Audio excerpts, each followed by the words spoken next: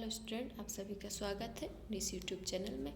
हम सबसे क्षेत्रमिति हम यहाँ पर पढ़ रहे हैं और क्षेत्रमिति क्या है, इसका परिमाप कैसे निकालते हैं, क्या होता है, यह सभी हम पिछली वीडियो में पढ़ चुके हैं। यदि आपने अभी तक वह वीडियो नहीं देखा है तो उसको देख लीजिए। हम पढ़ रहे थे क्वेश्चन नंबर 7 पर आ गए हैं। इसके पहले 6 नंबर तक हम पढ़ चुके हैं, जो हमारी पिछली वीडियो में आपको प्राप्त हो जाएगा। वीडियो के लिंक डिस्क्रिप्शन में आपको मिल जाएगी, वहाँ से आप पुरानी वीडियो देख सकते हैं। तो क्वेश्चन हम देखते हैं। एक त्रिभुज का परिमाप ज्ञात कीजिए जिसकी भुजाएं हमें दी गई हैं। पहली है 10 सेंटीमीटर, 14 सेंटीमीटर और 15 सेंटीमीटर। तो हम डायग्राम बना लेते हैं। दिया गया एक त्रिभुज है, तो त्रिभुज बना लिया। मान लीजिए ये वाली भुजा 10 सेंटीमीटर की है, ये 14 की और ये 15 की। तो अलग अलग भुजाएं हैं, इसका मतलब यह त्रिभुज दिया गया है। त्रिभुज कैसा है? विषमबाहु त्रिभुज है। त्रिभुज का परिमाप निकाल लेते हैं। त्रिभुज का परिमाप बराबर क्या होगा? सभी भुजाओं का योग।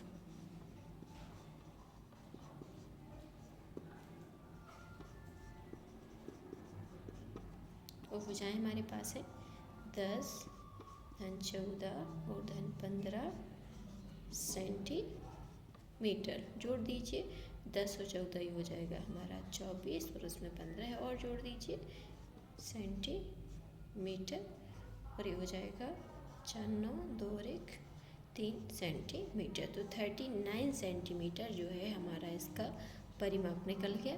परिमाप निकालना बड़ा ही आसान है, यदि आप इसको ध्यान से देखें तो आसानी से निकाला जा सकता है। हम देखते हैं अगला प्रश्न, प्रश्न क्रमांक 8।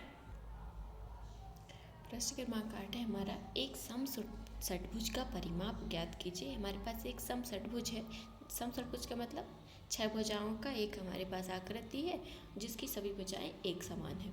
परिमाप ज्ञात करना है जिसकी प्रत्येक भुजा की माप हमें दी गई है 8 सेंटीमीटर। तो इसको हम डायरेक्टली निकाल सकते हैं। सबसे पहले हल डाल लेंगे।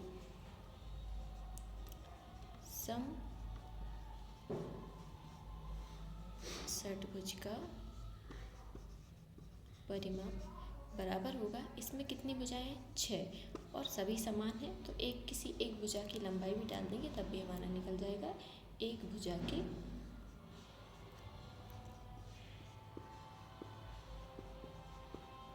लंबाई, तो 6 गुणा एक भुजा की लंबाई दी गई है 8 सेंटीमीटर और 6, 8, 24, 8, 6, 48 सेंटीमीटर। ये हमारा परिमाप हो जाएगा।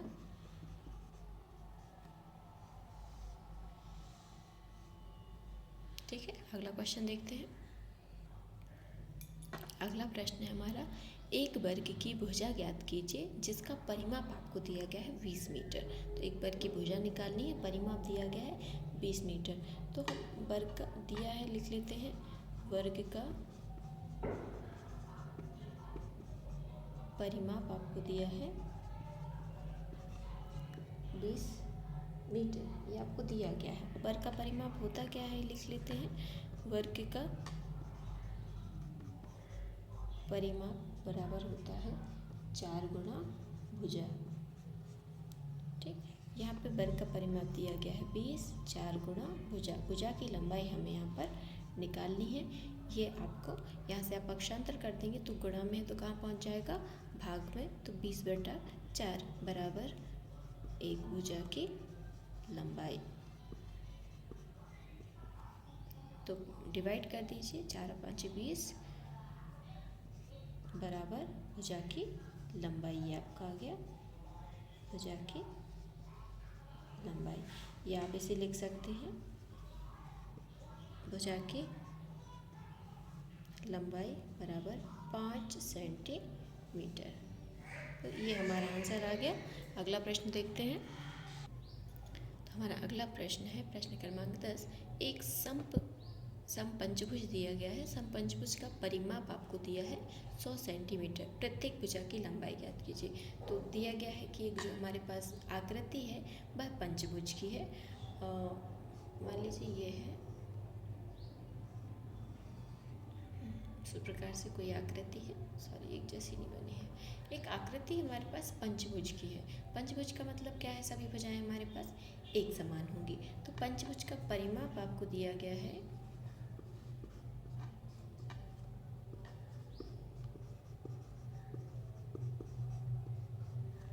पंचभुज का परिमाप है 100 सेंटीमीटर। हमें निकालनी है एक भुजा की लंबाई। तो पंचभुज का परिमाप होता क्या है, चूँकि दिया गया जो समपंचभुज है यह हमारा समपंचभुज है, तो 5 गुणा एक भुजा की लंबाई, एक भुजा की लंबाई हमारे पास आ जाएगी और एक भुजा की हमें लंबाई हमें निकालनी है। समपंचभुज का परिमाप आपको दिया गया है 100 सेंटीमीटर और 5 गुणा भुजा की लंबाई। ये गुणा में है, इस तरफ भेजेंगे तो ये भाग में चला जाएगा, तो 100/5 बराबर भुजा की लंबाई हो जाएगी और डिवाइड कर देंगे 5 दूनी 10 20 सेंटीमीटर हमारे पास आ जाएगी एक भुजा की लंबाई। और एक भुजा की लंबाई आ गई मतलब 5 भुजाओं की आ गई, क्योंकि सभी भुजाएं इसकी कैसी होती हैं, एक समान। तो एक भुजा की लंबाई हमारे पास क्या आ गई, 20 सेंटीमीटर। मतलब ये जो समपंचभुज है यह 20-20 सेंटीमीटर की 5 भुजाओं से मिलकर बना हुआ है। देखते हैं अगला प्रश्न। अगला प्रश्न है हमारा, एक धागे का टुकड़ा 30 सेंटीमीटर लंबाई का है, प्रत्येक भुजा की लंबाई क्या होगी यदि धागे से बनाया जाता है। मतलब ये कह रहे हैं एक जो धागा है उसकी टोटल लंबाई 30 सेंटीमीटर, इसी 30 सेंटीमीटर लंबाई को आपको मोड़कर विभिन्न आकृतियाँ बनानी है और फिर आपको बताना है कि वहाँ पर एक भुजा की लंबाई क्या होगी। तो पहला कह रहे हैं कि वर्ग बनाइए, एक वर्ग हमें बनाना है। तो जो धागे के टुकड़े की लंबाई आएगी वह किसके बराबर होगी, बनाई गई आकृति के परिमाप के बराबर। अब आकृति क्या है हमारे पास, पहला है वर्ग, तो यहाँ पर वर्ग का परिमाप क्या हो जाएगा, वर्ग का परिमाप हो जाएगा जो कि यहाँ पर दिया गया है 30 सेंटीमीटर। अब चूँकि हम वर्ग का परिमाप जानते हैं, क्या जानते हैं कि वर्ग का परिमाप होता है हमारे पास 4 गुणा भुजा, जो किसके बराबर होगा, 30 सेंटीमीटर के।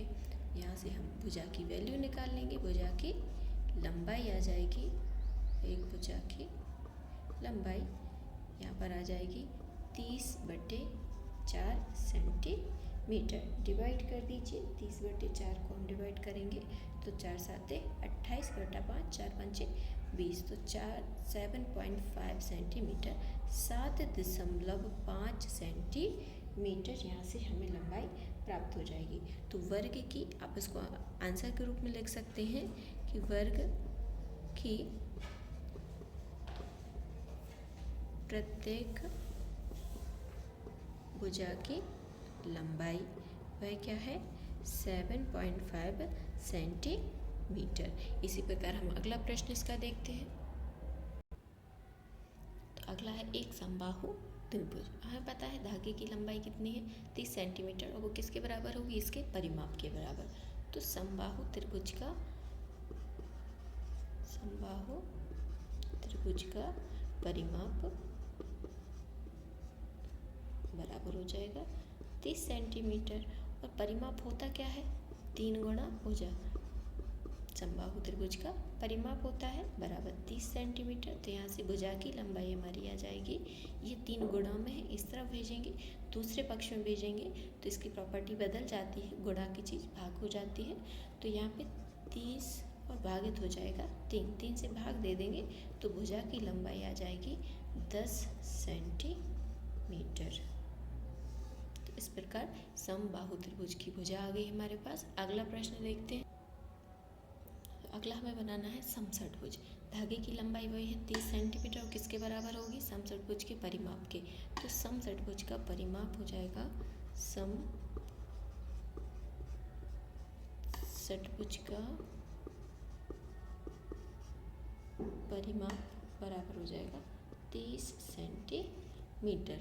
और समषटभुज का परिमाप होता क्या है, 6 गुणा एक भुजा की लंबाई बराबर हो जाएगा 30 सेंटीमीटर। इसी प्रकार भुजा की लंबाई जो कि 6 गुणा में है, दूसरे पक्ष में भेजेंगे तो भाग में चला जाएगा 30/6 सेंटीमीटर। तो इस प्रकार भुजा की लंबाई आ जाएगी, 6 से डिवाइड कर देंगे, 6 पंचे 30 सेंटीमीटर। तो 5 सेंटीमीटर हमारे पास आ गया एक भुजा की लंबाई। अगला प्रश्न, चलिए 12वां क्वेश्चन। अगला क्वेश्चन शुरू करने से पहले आपसे रिक्वेस्ट है कि यदि आपने अभी तक मेरा चैनल सब्सक्राइब नहीं किया है तो इसको सब्सक्राइब कर लें और बेल आइकन को जरूर दबाएं। क्वेश्चन है, एक त्रिभुज की दो भुजाएं 12 सेंटीमीटर 14 सेंटीमीटर। इसका मतलब हमें त्रिभुज की दो भुजाएं तो दी गई हैं, एक दी गई है। मान ली एक त्रिभुज बना लीजिए, एक त्रिभुज है जिसकी एक भुजा 12 सेंटीमीटर है, दूसरी 14 सेंटीमीटर, तीसरी भुजा नहीं दी गई है। इस त्रिभुज का परिमाप 36 सेंटीमीटर है। इन सभी का टोटल आपको दिया गया है 36 सेंटीमीटर। तीसरी भुजा की लंबाई ज्ञात करना है। तो इसको हम मान लेते हैं x है, माना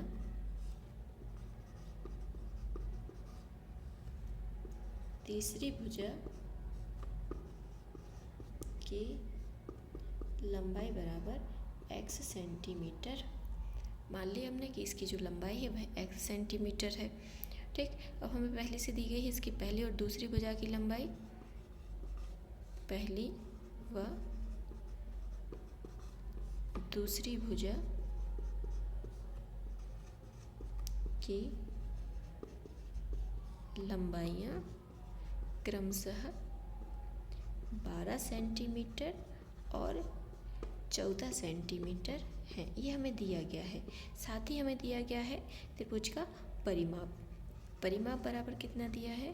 परिमाप आपको दिया गया है 36 सेंटीमीटर। ये परिमाप हो गया। तो हम क्या जानते हैं कि त्रिभुज का परिमाप बराबर क्या होता है? त्रिभुज का, इसी के नीचे लिख लेते हैं, त्रिभुज का परिमाप होता है हमारे पास तीनों भुजाओं का योग। तो पहली भुजा हमारे पास 12 है, फिर 14 है और फिर x है, बराबर 36 सेंटीमीटर। ये आपको हमें परिमाप दिया गया। हमने तीनों भुजाओं को जोड़ दिया और परिमाप लिख दिया। अब जोड़ दीजिए और फिर इसमें से x को हम सब्ट्रैक्ट कर देंगे। तो इन दोनों को जोड़ेंगे, ये हो जाएगा हमारा 26x बराबर 36। और तो x बराबर ये यहाँ से हम इसको इस तरफ भेजेंगे, प्लस का है तो माइनस का हो जाएगा 26 और ये हमारा हो जाएगा 10 सेंटीमीटर। तो जो हमारी अगली भुजा आ गई ये x, ये कितनी आ गई 10। तो ये तीनों भुजाओं का हमारे पास योग ज्ञात हो गया और ये तीसरी भुजा निकल आई 10 सेंटीमीटर। देखते हैं अगला प्रश्न। तो हमारा अगला क्वेश्चन है, 250 मीटर भुजा वाले वर्गाकार बगीचे, एक बगीचा है जो कि वर्गाकार है, वर्ग के आकार का है, एक वर्गाकार बगीचा है जिसके चारों ओर बाड़ लगानी है। मतलब हमें क्या करना है, यहाँ से तार से या बाउंड्री से जैसे भी बाड़ लगानी है। लगाने का व्यय आपको दिया गया है 20 रुपये प्रति मीटर की दर से हमें व्यय ज्ञात करना है। तो सबसे पहले हम क्या लिख लेते हैं कि वर्ग की भुजा दी गई है। हल डालते हैं, हमें एक वर्ग की भुजा दी गई है,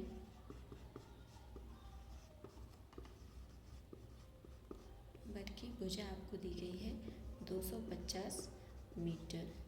तो वर्ग का परिमाप पहले हम निकाल लेंगे। वर्ग का परिमाप बराबर क्या होता है, 4 गुणा एक भुजा की लंबाई। तो ये हो जाएगा 4 गुणा भुजा हमारे पास कितनी है 250 मीटर। इसको गुणा कर देंगे तो ये आ जाएगा हमारे पास 1000 मीटर। तो इसका जो परिमाप निकला वह कितना निकला 1000 मीटर। मतलब ये चारों ओर की जो हमारे पास कुल दूरी आ गई, कुल योग आ गया, ये हमारे पास आ गया कितना 1000 मीटर। अब सबसे पहले हमें क्या पता था कि व्यय करना है, कितने रुपए का व्यय बाड़ में आएगा 20 रुपये प्रति, उसके हिसाब से हमारा व्यय लगने वाला है। तो चारों ओर लिख लेते हैं, चारों ओर बाड़ लगाने का व्यय, चारों ओर बाड़ लगाने का व्यय है रुपये 20 रुपये के हिसाब से हमें बाड़ यहाँ पर लगानी है। और हमारे पास टोटल परिमाप कितना है 1000।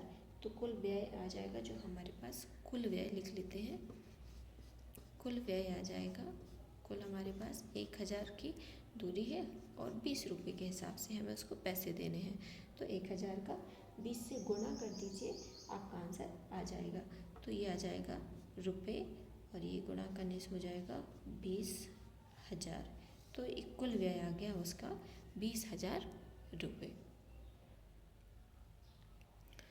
क्वेश्चन 14 है हमारा, एक आयताकार बगीचा है जिसकी लंबाई 175 मीटर और चौड़ाई 125 मीटर है कि चारों ओर 12 रुपये प्रति मीटर की दर से बाड़ लगाने का व्यय ज्ञात करने हैं। अब हमें क्या पता है कि यहाँ पर जो बगीचा दिया गया है, जो पार्क है, वह आयताकार है। तो इस बगीचे की लंबाई आपको दी गई है, बगीचे की लंबाई हम लिख लेते हैं कितनी दी गई है, 175 मीटर। और बगीचे की चौड़ाई भी हमारे पास है, बगीचे की चौड़ाई 125 मीटर है।